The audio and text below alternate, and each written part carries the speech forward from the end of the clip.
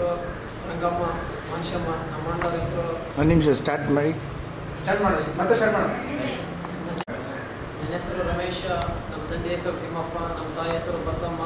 ನಮ್ಮ ಅಕ್ಕವ್ರ ಹೆಸರು ರಂಗಮ್ಮ ಮನುಷ್ಯಮ್ಮ. ನಮ್ಮ ಅಣ್ಣವ್ರ ಹೆಸರು ಬಸವರಾಜ್, ರಾಜ್ಕುಮಾರ್, ರಮೇಶ್, ಬಸಲಿಂಗ.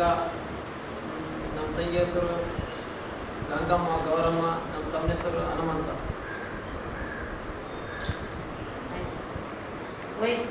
ವಯಸ್ಸು 19.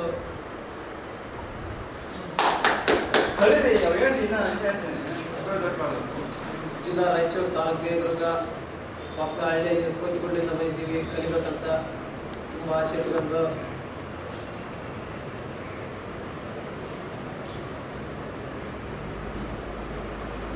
ಅಣ್ಣ